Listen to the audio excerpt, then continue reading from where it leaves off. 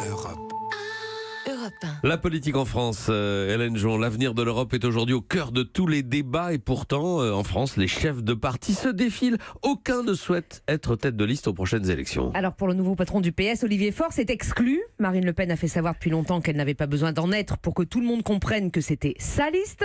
Laurent Wauquiez pour les Républicains met en avant son mandat de président de région pour décliner. Christophe Castaner cherche la perle rare pour La République en marche, mais il ne s'y voit pas. Jean-Luc Mélenchon se réserve pour d'autres échéances.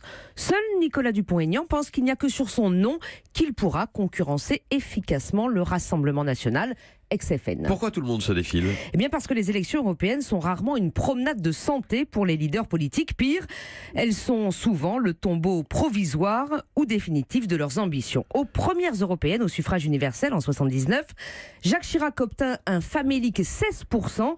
Il jura qu'on ne l'y reprendrait plus. Michel Rocard en 94 se noya tellement sous les coups portés par les amis de Mitterrand via l'habile concurrence de Bernard Tapie qu'il fit lui-même tapis après sa défaite.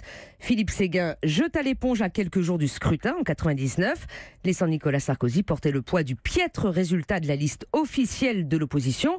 Alors il y a évidemment des contre-exemples. Dans l'opposition justement, un président de parti peut souvent espérer y voir une première victoire annonciatrice de celles à venir. C'est pourtant un scrutin important. Oui, mais qui intéresse malheureusement de moins en moins les électeurs. Et puis, les temps ont changé. Avant, les têtes de liste étaient des locomotives électorales. Mais élues, elles prenaient rarement leur billet pour Strasbourg, à l'exception notable des Le Pen qui firent du Parlement européen une tribune. Aujourd'hui, participer, c'est assumer le mandat pour lequel on a été élu.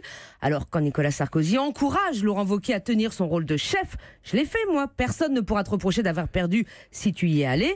Il lui donne certes un conseil d'ancien, de celui qui est convaincu qu'il faut subir un chemin initiatique avec plaise et cicatrices pour espérer un jour rêver de magistrature suprême, mais on ne peut s'empêcher de lui prêter quelques arrière-pensées. Les socialistes qui poussent Olivier Faure d'ailleurs ont à peu près les mêmes.